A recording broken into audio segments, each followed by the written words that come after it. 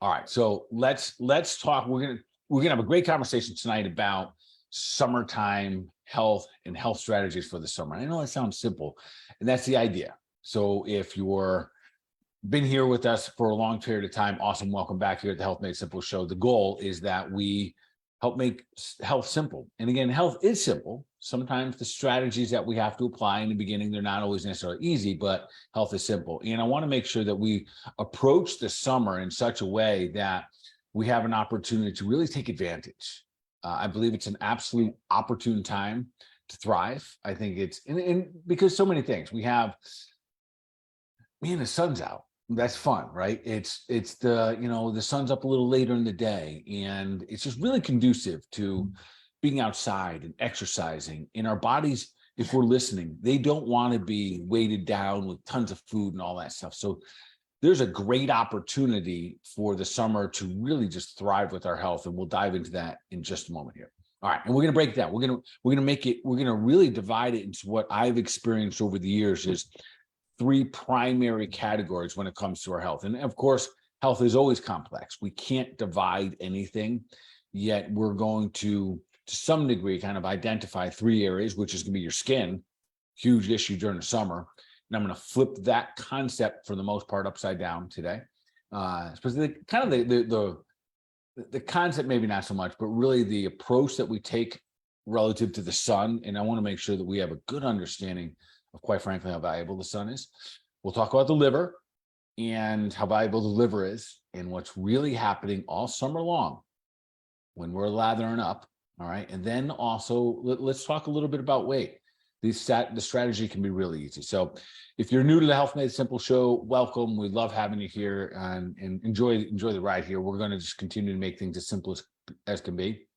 Most of these will be in live fashion. So if you have a question, whether you're on Facebook or you're here with us on Zoom, just type away and we'll do our very best to answer it while we're here tonight live.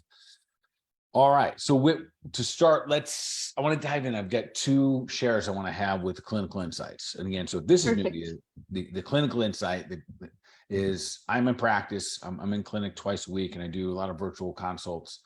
So I've, virtual practice in a, we'll call it brick and mortar practice. In either one, I'll often have these moments that I think to myself, man, this would be a pretty good thing to share with everybody because there's a chance that everyone could relate to this on some level. All right. So number one is this. So, and when I share these, I'm not isolating anyone, picking on anyone. They're just experiences that I have that I think, man, this would be really good to help people understand. Maybe they just be able to level up their health. So number one is this. A young lady in the other day, and she's on, I don't know, maybe like her fourth or fifth acupuncture session. And she had a lot of hesitation about acupuncture. She was a little scared of it. She didn't like needles. And that's not uncommon. I get that. So I do the whole thing. I walk through and I show her thin the needles and I go to try to press in my finger. It doesn't even, you can't even press in your finger. It's going to be very delicate. They're very little small needles. That helped ease her up. Just like with kids and dogs, like if you show them it, let them sniff it, let them hold it, they do a better job. So we did all that. She got relatively comfortable with the needles. And anyways, I'd go to put the needles in. And before I put the needle in, she'd say, ow, and her whole body would flinch. So That's so interesting. Yeah. And actually not that uncommon. And that happens. And this is why I wanted to add this as kind of a clinical insight, that the reason that that's happening is she has a preconceived notion of what's going to take place. And if we think about that, how often do we have preconceived notions that we've built up? And we have a phrase for this, we call it psychosomatic, where psycho, the mind, we think it, and then soma, the body, it happens in our body. And so it was a real interesting moment. And I'll share one more thing, because last night we kicked off our carnivore. We kicked off our level up challenge. Yeah, we're doing a carnivore style. And for a lot of people, the conversation has been in their mind, this is going to be really, really tough. And they're setting themselves up to psycho, the mind, to make it really hard on their bodies. So do you find in this case with the clinical insight, now that she's been back a couple times, is she no longer anticipating it to, has the ouch gone away, the ow? I'd love to tell you yes. The interesting thing is each day, each time it's as if we're starting over. But that's real, because there are some concepts and paradigms that we have, these deep-seated beliefs, and that's what they are. They're just beliefs. Remember, belief is personally held, that your belief is yours. It doesn't mean anything to the rest of the world. So for this young lady, she has this deep-seated belief that if I put a needle in her, it's going to hurt her body. And I will tell you, there is no difference between her response is as if I put a needle in that did hurt or if I didn't. The physiology is the same. The muscles tight, the blood vessels constrict, the heart rate goes up, the emotion takes place, all of the above. And I'm sharing this because I want everybody to pause for a moment and think about how many preconceived notions and ideas and beliefs do you have that cause your physical ailments? How many times are we setting ourselves up to be uncomfortable when it's just a thought or a belief that we have? And as I thought about this, and I thought about what we experienced last night, well, today really, I had a lot of people like reach out. My goodness, a little nervous. I had some people still on the fence, and they want to dive in. And a couple have, I believe, and which is kind of fun. And the idea that we've already built up so many things in life, like how many other things are going on? Because I tell you, for the most part, how we do anything is how we do everything to some degree. So there's other things that every one of us have already preconceived, and we think about that event and we already start to take on that physiology. Maybe you got a flight coming up in 3 weeks and you don't like to fly, and that builds up in your body. Remember, that's just a belief. That's just a thought that you have about flying. And I think I share this with you to let us know that the good news is if you change your mind, you can change the way your body feels. And that's pretty powerful. I think maybe the most powerful thing, like our minds are so powerful, Bart. Mhm. They really are. So I wish I could tell you that the young lady that was coming in, we've changed it. Yeah, here's the way it works. Often, so I put one needle in. She's like, "Oh my god, oh my god, oh my god!" And I hold her I'll physically squeeze her body to distract her, and then she gets distracted. And next thing you know, I've got 12 or 15 needles. So it wears off. But the funny thing is, more often than not, it's because I'm distracting her. Yeah.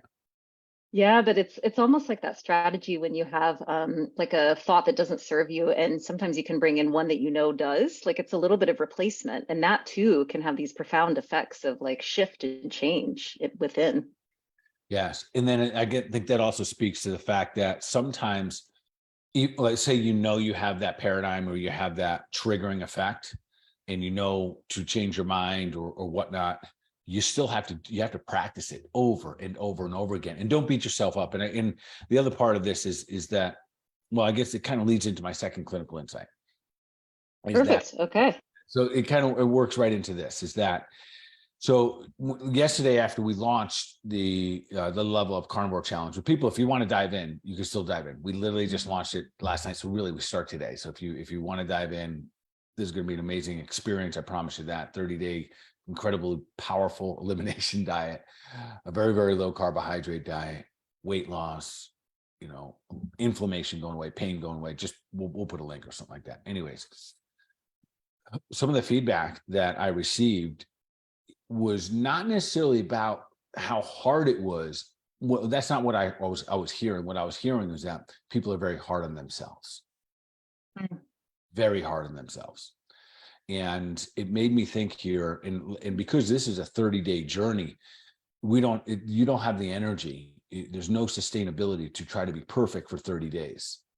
So I would say for any of the people that have joined the challenge and you're a little nervous about doing it right or doing it wrong and anything, I would say this: if you're that individual who's, "No, I don't want to do it if I can't do it right," know that there's a good chance that's inhibiting a lot of good things in your life, a lot of good experiences, a lot of opportunities for you to grow and to learn.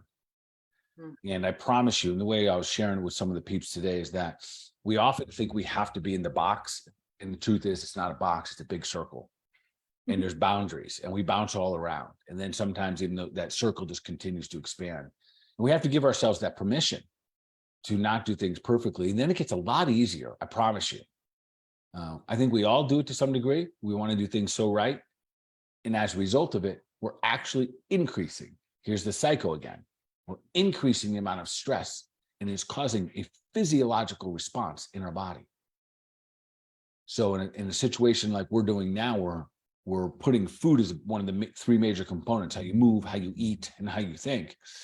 If you're putting yourself in this stressful box, you're actually going to inhibit the way that your body can absorb any food, never mind, a carnivore style. So for everyone listening to this, be gentle on yourself, no matter what you're doing. It doesn't have to be perfect. You don't have to be perfect. We're not that way. It is the experience that we gain from it, things that allows us to move in a direction, and it either serves us or it doesn't. That's it. It's so cool, Bart. And I think when we're just walking this life path and sometimes we step off in a way we didn't anticipate, like even that increases our capacity too. So holding a little bit of grace for ourselves allows us, I think, to extend it beyond to others when they too find themselves in the same place. I hope so. And I love the old saying that no risks, no goodies. So the more risk we take, the more good things that happen to us. And yes, fail forward fast. Like that's the quickest way to just really have a fulfilled, enriched life. But when we start, man, I have to do this right, and I don't want to do if it's not going to be perfect, all that stuff. I don't know where it comes from. I think we all have a little bit of it. Yet I know the faster we drop that stuff and are willing to kind of fall flat on our face and laugh about it and just get back up, Mhm. then in those moments, I think that's when the most growth and the most enjoyment really gets to happen. Yeah, that getting back up is just getting stronger, right? Yeah, amen to that. Amen to that, Bart. All right, so shall we start in on our Yeah, summertime let's strategies? dig in on some summertime strategies. Let's make sure that we move in this summer. Let's take the opportunity to really thrive this summer, because I think it's like a perfect setup. It makes me think of like there's a something in the air in the summertime, and I know it's like literally the days are longer, so you're outside more, but you just like run into people more, like the sense of community gets a little bit deeper. You're like physically outside of your house more. So everything has this like opportunity to be kind of enhanced. It does. So, it's interesting. As a practitioner, I see both sides of this. It swings. So, the opportunity is there. With the days are longer, the sun is out, it's warm out, it's conducive to exercise and doing yard work, and it's kind of motivates to go out and wash the car, all of that. And on the flip side of that, it's also an opportunity for us to go astray. Maybe we stay up too late, drink a little more alcohol, put a little toxins into our body, overcommit our schedules. That's a big one that I see happening during the summer times. And next thing you know, we take this great opportunity and kind of smash it down. And I'll tell you, it is very common at the end of the summer. I have multiple people in the clinic that say I need to detox from the summer. Yeah, I think we all know what that means and how that feels. Especially down here at the beach, we have so many people are visiting us and we're having fun and we're going out and whatnot. So today I want to dive into three specific areas that I also think are just good to have a good understanding of where they play a role in our overall health. And we'll start with skin. So when we talk about our skin, I'm talking about every little bit of it. And there's a little variations, like there's a difference between maybe the palms of your hands and your arms and whatnot. But for the most part, your skin is the largest eliminative organ of the human body. So our skin is an organ. Sometimes we forget that. So it takes things in and lets things out. And this is important, really important for us to understand at any time in life, but especially during the summer. And the reason I'm saying during the summer is that during the summer is when we have the tendency to toxify our skin the most, and specifically through suntan lotion or sunscreen. I guess you call it sunscreen. And with sunscreen, you probably, if you read the ingredients, you would probably just scratch your head and think, I don't know, maybe that's a different language. I don't know what any of these things are.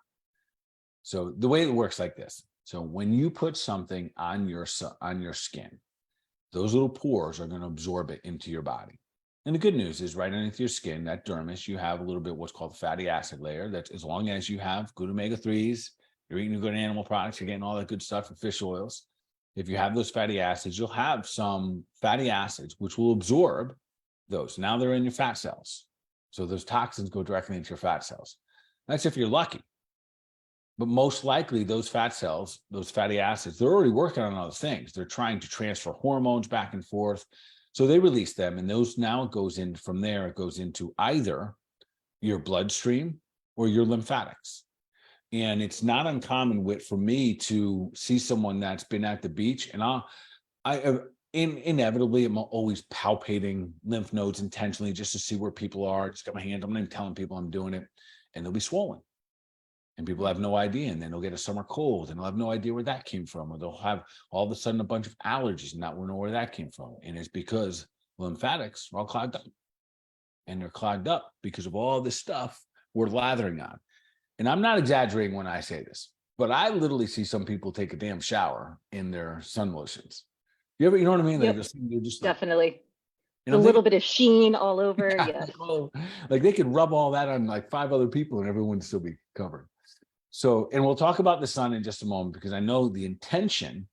And yet, if the idea is that, let's say we step back and say, well, why don't you want to get sunburned? Because it's not healthy for you, right? You could damage cells and it can create free radicals, et cetera. Well, if you're doing it for your health, is putting the suntan lotion, this is the question that needs to be asked, is putting that sunscreen, those chemicals directly on your skin, are those having an equal or greater negative impact on your overall health? So it's a good question for us to ask. It just doesn't get asked. I'm so glad that we are chatting about this tonight, because I think many of us have been told over the years that the only safe way to be outside is to like be coated in sunscreen. Yes. And so we'll give us strategies on what we can do and how we can approach this thing. So let's back up for a step. And I'm going all over the place here. Let's just think about the sun for a moment. So I got to imagine that our creator is pretty clever, pretty smart. I don't think anyone's going to give us an argument in that one, correct? Nah.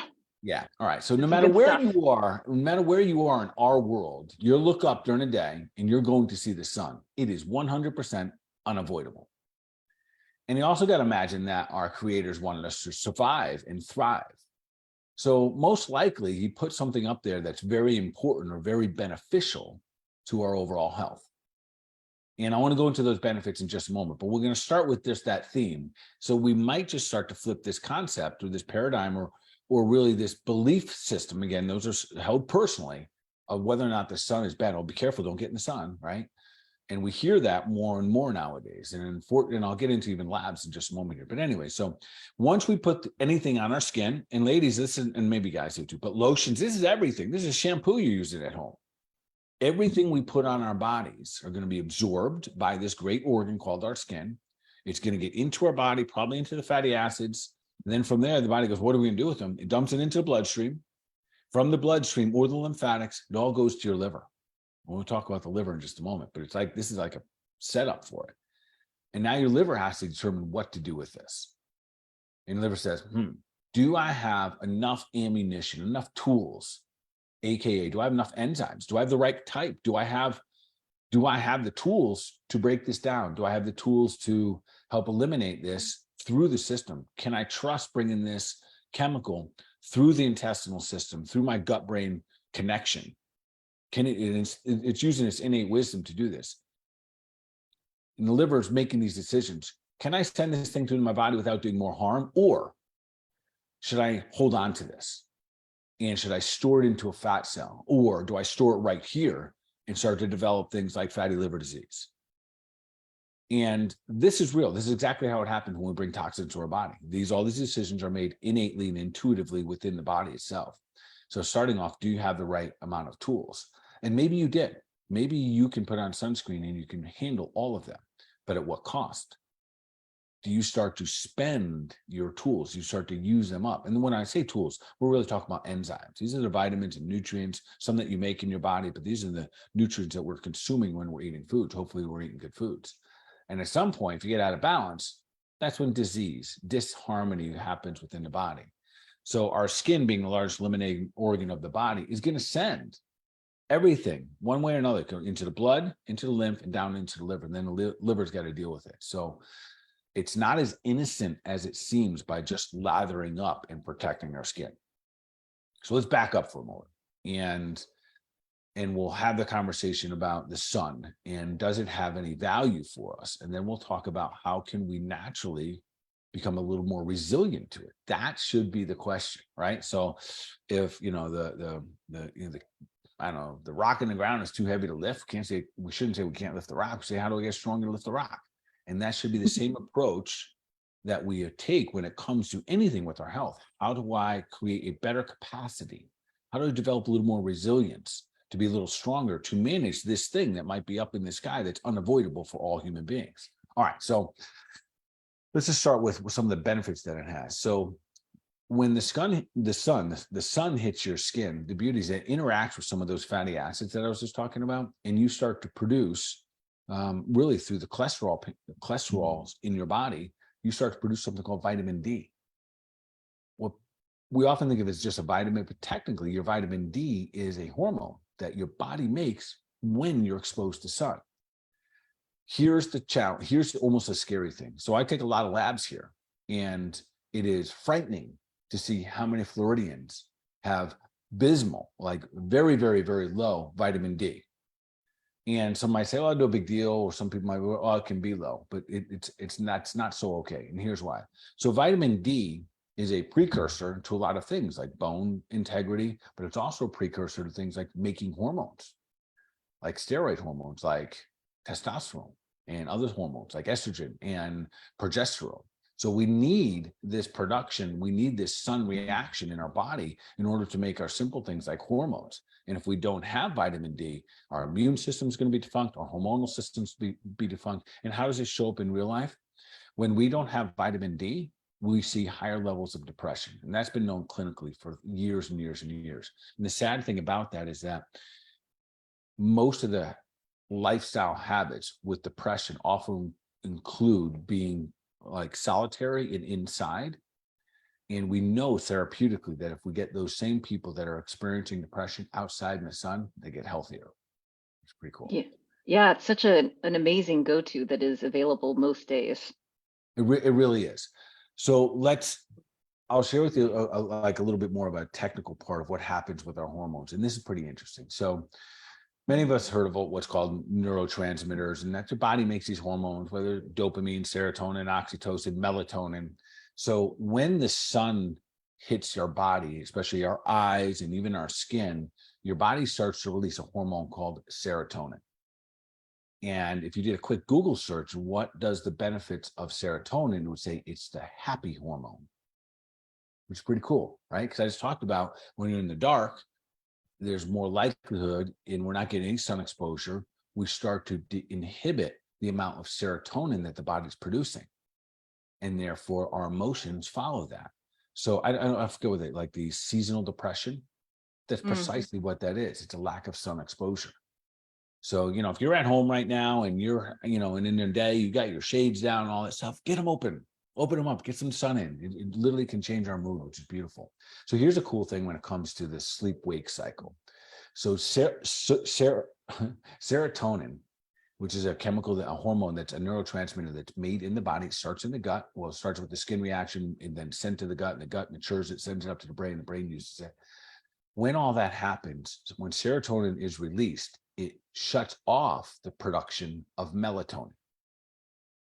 All right. So you might say, well, that we want melatonin, but pause with me for a second. Serotonin is for being awake. Melatonin is for going asleep. So melatonin is released on the other end of the day. Sun starts going down. It's a little like it is now. It's getting dusk. Our eyes we see that the sun's going away. And as that happens, serotonin goes down, melatonin comes out, and it makes us sleepy. The challenge is if we get on that little phone in the middle of the night and we have bright lights, because light means serotonin activating, and now it shuts off melatonin. So it's real simple when it comes to sleep. What the wake sleep cycle is: in the morning, we get up, see the sun, the body releases serotonin to shut off melatonin. At night, when it gets dark, the body releases melatonin, which is our sleepy hormone. So the body and nature really have these things dialed in. Yeah, it seems like we are pretty good at subverting that cycle, Bart. We got a lot of light stimulation all around us these days. We really do. And that's where one of the things that, if we are a little bit more mindful and we continue to allow ourselves and really give ourselves that permission to listen to and tap into our bodies. And listen, I say that, and I think we have to hear it until we actually are asking ourselves, how do I feel when stay up too late? How do I feel when I overeat? How do I feel when I've had too much sugar? How do I respond the next day? What kind of human am I? My best version of me? And when we start to make those observations is really when all of this kind of comes together. So I know we started talking about the skin. We ended up talking about the sun and melatonin and serotonin, but they're all really related. So what I will see over the summer with nonstop, I'll see people with disrupted sleep patterns. And a moment we're going to talk about in the liver, and there's a connection, just like everything else is connected, so is it. So I'll leave on the skin on this one simple statement that it's very, very simple. We should go to bed with the dark and wake with the light. So that will help our sleep cycle. We should get some exposure to the sun, ideally on a daily basis. Well, let me give a good a remedy, if you want to call it, or a protocol that we use. So if you just want to do it nutritionally, the goal is that you're going to get super available, bioavailable sources of calcium. How do you do that? Get your fruits and veggies. Heck, your meat has it. Everything has calcium. You can eat it and it's good for you. It has calcium in it. It's pretty close to that. Then you want to get a really good source of vitamin C, not just ascorbic acid, but the whole complex vitamin C. So here's why you want these. The calcium is what protects your skin. So if you've ever been sunburned before, that part of your skin was deficient in calcium. It got used up defending against the sun, defending this. It was defending the cells. And then all of a sudden you ran out of it, and bye-bye, you don't have any left. So now you're deficient in it and your sun gets burned. So then we also want to have this full complex of vitamin C. The full complex of vitamin C is really what makes our connective tissue strong. It replenishes, it's the nutrients that we use. But that's not just ascorbic acid. And I'll explain this in just a moment when I explain what supplement we typically use, because we want something that's going to give us all the different nutrients. And then if we could, we would have some type of fatty acids. I just mentioned those a moment ago. So we have skin is one layer, and right underneath it, those are your fatty acids. Those are things like your fish oils. We use something very specifically called cataplex F, and it's part of that fatty acid family. All right. So now, if you're eating good fruits and veggies and just really got to eat a clean diet, remember that if you eat sugar, sugar blocks vitamin C on the cell. There's a receptor site, and vitamin C and sugar both fit in that exact same, it's almost like they have the exact same key to get into a house. Whoever's there more often is getting in. The other one's getting locked out. So if you have sugar in the summer, you will block out vitamin C and you will inhibit your skin from replenishing. So this is a good argument right here for you to back away from sugar over the summer.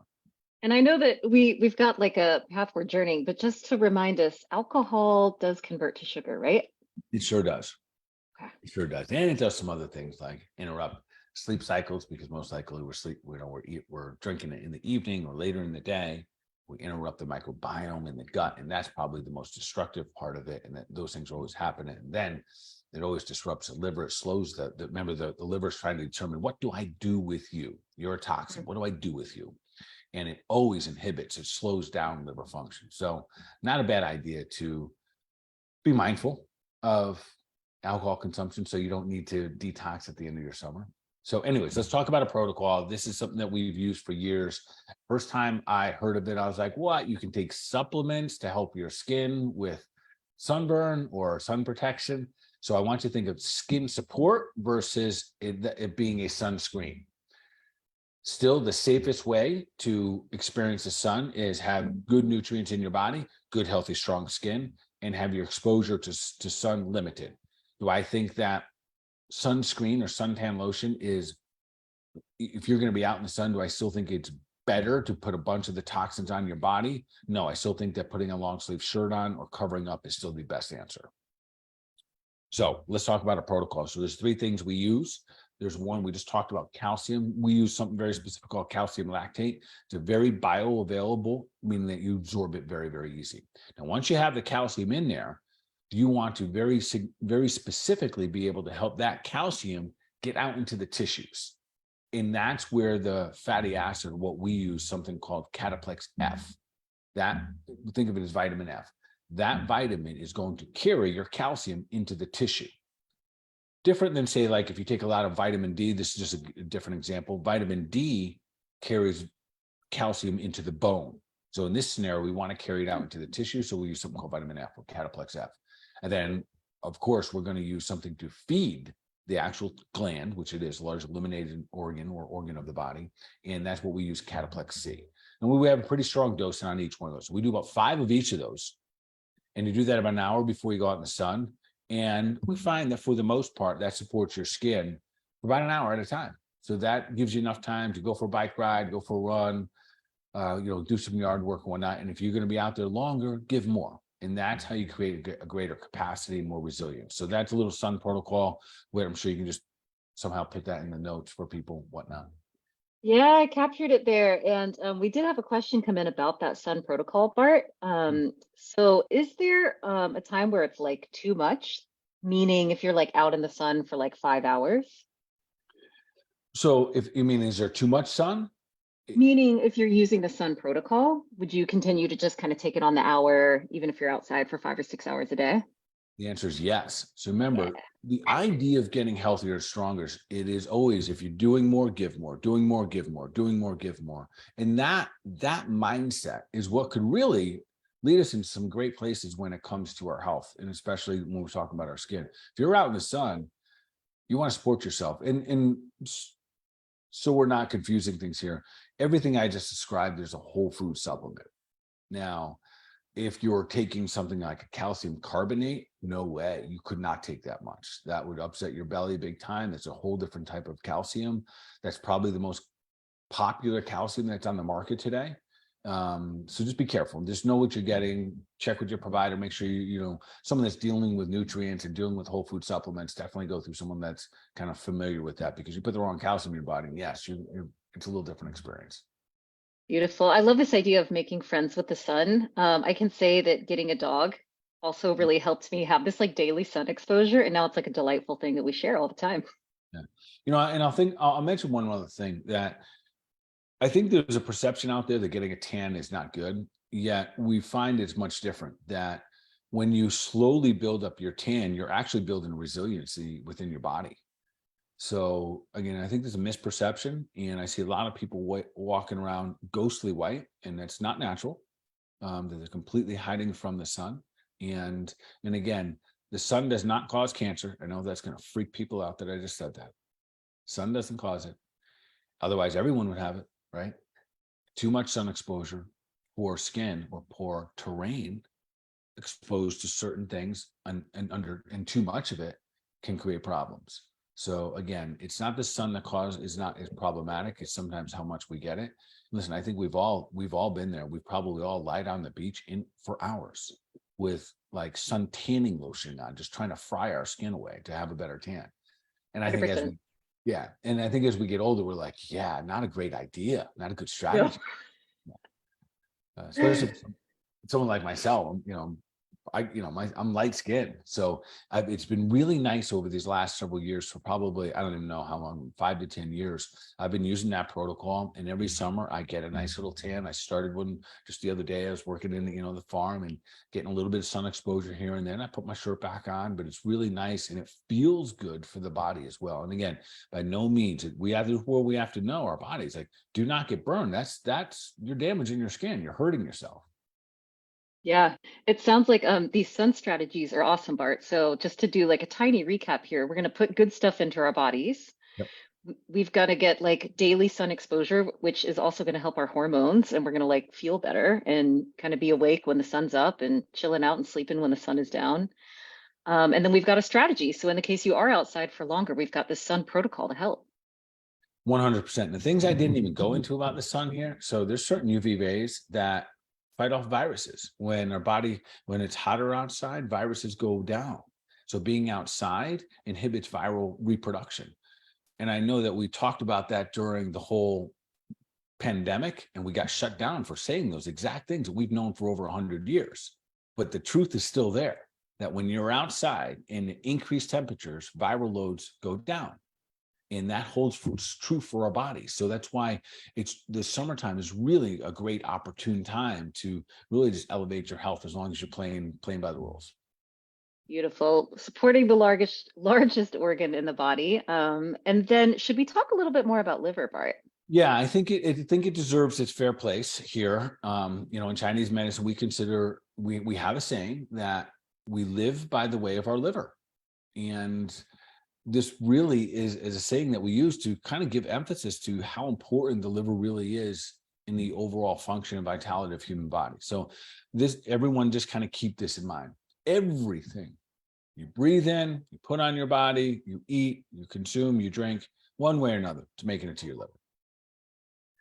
Yeah, you cannot pass go without cruising through, right? No, and that even includes, the people you're hanging around with that have really strong perfumes, all of that stuff. You're consuming all of that stuff, goes to your liver. And what your liver again does, it just looks at the inventory. It goes, what tools do I have to handle this situation right now? Hopefully, instead of needing to give up its resources, it receives resources. It receives vitamins and minerals and enzymes and all the tools that it needs to just continue to help make you an awesome, healthy human being. But often we're then dealing with alcohol, we're dealing with lotions, we're dealing with perfumes, we're dealing with fluorides in our water, we're doing glyphosate, and your liver has to give up a lot. So although you might have been able to handle it at a certain point in your life, then you all of a sudden hit a tipping point. And now all of a sudden your hangovers are really, really hard and you can't consume like alcohol like you used to. You start to develop food sensitivities, and that's usually a combination of your stomach and your liver. So my point, I guess we're really talking about the liver, is that sometimes during the summer it takes a beating, and sometimes it's an unknown beating. When you're drinking alcohol, it's a beat down. Yet those lotions that you're putting on your body, no matter what anyone tells you, yes, they go onto your skin. Yes, they get absorbed into fatty acids. And then, yes, they get into your bloodstream and your lymphatics, and they will end up in your liver. So let's be kind to the liver. You live by the way your liver. So in Chinese medicine, one of the reasons it's so important. So we have what's called meridians, these 12 primary meridians, and they all have what's called qi. And I know I'm kind of sidestepping here, but this is just kind of fun to know about how a different set of eyes looks at the body in terms of vitality and health. And this is the oldest form of medicine in the world. So in Chinese medicine, you have these 12 meridians, and really we're trying to establish the flow of qi. And think of qi as your life force or your energy. And sometimes we have stagnant qi, and it might be blocked up because we're holding an emotion. Maybe we have an injury in the body, and it'll show up as muscle spasms. That's blocked qi. It might be slow digestion. It might be a heart that's not working properly. It might be a headache. Those are all the signs of qi that's not flowing properly. So the liver supplies all of the other meridians with their qi. That's pretty awesome. Yeah, it's powerful. So Yeah. as a practitioner, I don't know if all practitioners do this, but you bet your pants that every time I have someone down, I'm working on their liver. And because it's also the one that organ, especially in the way we approach it through, the Chinese medicine, is that it holds all of our fear, our worries, and our concerns. And that by itself can cause stagnation. So you think it's a very emotional, and it's also very biochemically affected as well. So with those two things in mind, to give a little kindness to our liver, because it does so much for us. It's very, very simple. And I'll give, if you want an herb, you can write this one down. Milk thistle, been around forever. If you beat up your liver, don't be, again, be one who observes your behaviors and how your body's doing. Your liver's never going to knock on the door and say, I'm in trouble, help me. It doesn't do that. You might get lucky and find out that you have a liver problem because you did a random panel and it looked like you have some liver enzymes off, but very rarely are you ever going to have liver pain, ever. Are there some symptoms, Bart, that people might observe in themselves and that could give a clue that the liver's flagging for help? Yeah, I'll give you a classic one, a hangover. So that starts in the liver, right? And then it ends up in the brain's dehydration of the brain. The brain actually shrinks. It's painful because of all the sugar and the alcohol impact. So foggy, anytime we have like foggy brain or brain fog, I guess we'll call it, fatigue is the best one. When we have fatigue, there's a very good likelihood that there's a liver component of this. If you have hypothyroidism, there's a strong likelihood you have something going on with your liver and or your adrenal glands. Weight gain, if you have a cholesterol issue. So we looked at cholesterol panels, and we often forget that a cholesterol panel is basically telling you what your liver is doing. And that's how we fix them. So, if a functional medicine doctor like myself, we're looking at it through functional nutrition eyes, and we say, oh, you have your cholesterols are high. What do? We help improve the way your body can metabolize fats, which are cholesterols. And how do we do that? We enhance the function of the liver. So if you're out there and you listen to this and you think, well, man, I've been diagnosed with high cholesterol. My doc wants me to go on a medication, but we haven't had a conversation about how to improve my liver function, then that's a great place to start, because that's ultimately what's going to determine what those cholesterols are going to do or not do. And if by chance you don't have those lab results, Bart, but you have a sense that maybe there's something going on, are there other things you could do to support your liver, like maybe taking a pause on some of those things coming in that are not supportive? Yes, and I think, and it's not that difficult to really wonder out what those things are. So if we just in that moment, if you just stuck to all of the thing that comes from God's garden, if it comes from the root, plant, tree, walks in the garden, swims in the sea, you eat it. But the moment we deviate from that, and all those things should be organic, because remember, just because you don't see it. So for example, if you're eating wheat, and I know that, one day, you used to be a great product in our country or whatnot. But if we're taking that where it's processed and there's glyphosate on it and it's gluten, you're going to put your liver under a lot of duress. And so those subtleties can happen. So a timeout, a pause, anytime we do that, even if you don't want to call it a cleanse, but just eliminating crap from your diet, and do it for a period of time. Fortunately, the liver is so resilient. I almost don't like saying it, but you can put your liver on, you can do a beat down on your liver. And if you properly help detoxify it and restore good function to it, you can revitalize your liver. Now, the rest of the body might not catch up as quick. You might have done damage to the skin. You can look at someone's skin and think, well, there might have been some long, hard years on the liver there. Sometimes you can see that. It's not rocket science. If you see someone that's, struggled with alcohol most of their life, oftentimes they look older because it's their skin is getting beat up, right? So if you have an opportunity to enhance liver, and I'll tell you what, taking milk thistle every day, you don't need to take a lot of it, but milk thistle, one of the reasons it's my favorite herb, you can take it with any medication that you're on. That's the beauty. So you don't have to be concerned of it interaction with medications. And two, it does two amazing things. As long as you have a good, reputable source. One, it does detoxify the liver. It doesn't force it, because you don't want to all of a sudden create these massive liver detoxes if the rest of the system is not prepared to handle all those toxins. So one, it does do detoxification, this milk thistle, but it also helps restore and repair the liver. And that's really what we're looking for. So, liver support is probably one of the simplest, but there's no one medication for it. There's no one magic pill or lotion to do for it. It is part of the lifestyle. Clean up what's going into the body, clean the mind, clean the body, get the body exercise and moving, become better at fat metabolism.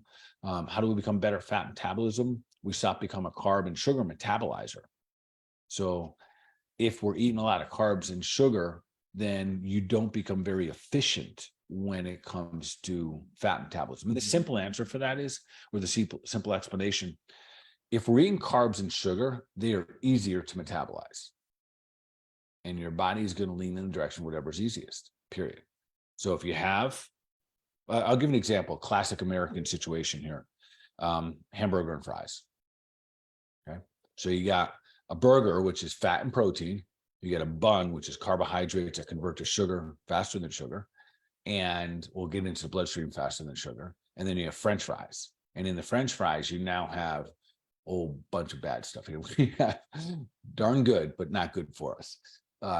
We have white potatoes. So we have a starch that is a different enzyme that breaks down the fats, et cetera. And then we have most likely a canola oil, which the liver goes, I don't know what to do with you.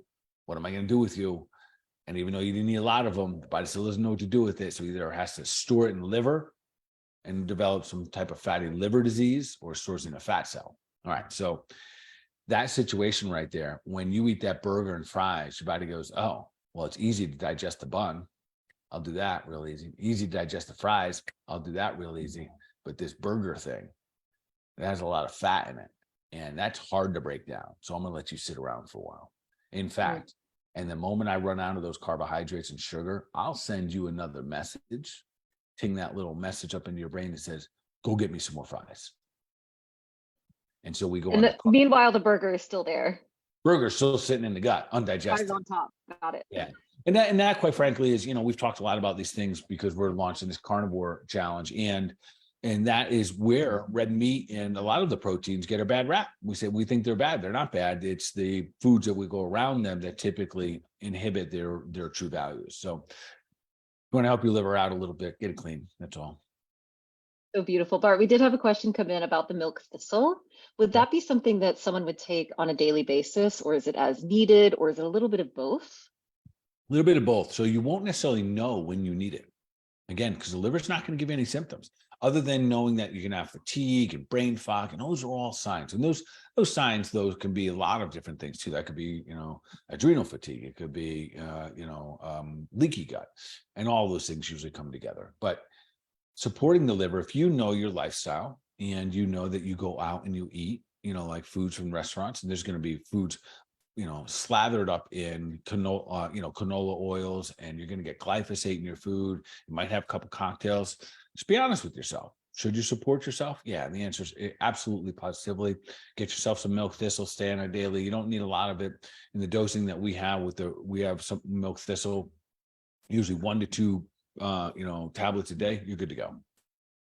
Beautiful, Bart. And so before we slide into that third piece of the weight, when we think about summertime health strategies, we've got one more question that came in for the sun. So the question is is there a certain amount of time that you might aim for to be outside on a daily basis if you're just starting that practice? Yes, if you're literally just starting it and you're fair skinned like me, I would say as minimal, like as little as 10 to 15 minutes now that the sun is a little bit stronger, but shooting for 20 to 30 minutes every day and building yourself up so you can handle it, like full out exposure. And it doesn't have to be obstructed. You don't necessarily have to guard from it. So getting good exposure so our bodies can adapt to it. And then know yourself. So start light, no different than if I was, coaching someone to run a marathon. I wouldn't start you at 26 miles. Right. So start light, listen to your body, know your body. If you've gone too much, usually it'll disrupt sleep that night.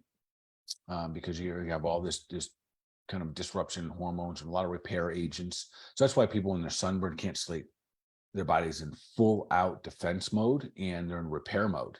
And that would be that sun protocol for what it's worth, folks. That's sunburn protocol repair mode as well. That is exactly what your body needs. The faster you get calcium to the tissue, the quicker that tissue heals. Bart, I'd never realized that the reason I was not sleeping when I was sunburned was because my body was working. That is the first time I've thought about that. Yeah, you've put your body under a lot of duress, a lot of pain, a lot of broken down cells and tissues, a lot of free radicals. And all those free radicals, guess where they end up? Right in the liver. Yeah. Yeah. All right, Bart. So should we slide into this third piece of weight? It's something that I feel like we avoid maybe talking about sometimes. So I'm excited to hear your health perspective on it. Yeah, and again, we're just going to keep it really simple. So weight gain is relatively simple when we just kind of take it from the outskirts, and meaning this, that if you overeat, if you eat bad things, most likely then your body will then gain weight. Okay, so meaning overeat. So if you just eat too many calories, we're all guilty of it, right? We've eaten all day or something like that. We go out. Next thing you know, we had a big old pizza and some beer. Next thing you know, we're eating a snack later at 10 o'clock at night or something like that. So if you have too many, if you're eating more than you're burning, no doubt, then that's an issue. And that happens during the summer because we're having so many parties and so many festivities. So be mindful. The second part of that is this: when you put foods that are not real foods into your body has to respond to them. And more often than not, your body's response is going to be, I don't trust that you can float around in this system in this beautiful orchestrated masterpiece of art. So I'm going to hold on to you. And that's part of your immune system trying to protect you, and it stores you in a fat cell. And those are the two simple things. So don't overeat, put real food in your body. But this, I think the next one is probably going to be the most effective for us. So carbs and sugar, folks. So in the summer, most likely, we want to lean down a little bit, right? We're going to be on the beach, maybe in our, swimsuits or whatever. And we like to look a little leaner. And I think there's nothing wrong with that. I think to whatever drives you, motivates you, power to you, if it helps create the better version of yourself. So if you want to lean down, I'll put it this way. If you want to puff up, eat bread and carbohydrates, because bread, carbohydrate, gluten, muffins, crackers, pancakes, waffles, all that stuff hold more water than anything. It's the fastest way to puff yourself up. And that's where we got to be careful, especially those late night meals. If you're having pizza and whatnot. So if you have crackers on the beach, you're going to hold more water. So what's the flip side of that? We have more animal proteins and fats. And your body's going to just function better. And you have to throw some fruits in here and there, but watch out for the carbs, because carbs hold water, and the more water weight we just puff up. So the simple part of this, and there can be a lot to weight. I would say this: one, if you want to manage your weight really good this year, especially during the summer, keep your sleep schedule good. If you're tired, you're going to hold every ounce of energy that you put into your body, I mean all the food, because your body thinks it didn't have enough the day before. And that's why well-rested people can literally lose weight while they sleep. And that's a real thing. So keep your sleep schedule. You want to wake with the sun, go to bed with the dark, and always eat in the light. So those are some simples. Go to the lower carbohydrate diet. I'm not saying the carbs are necessarily bad for us, but what they will do is keep our blood sugars high, and they will keep you wanting to eat more.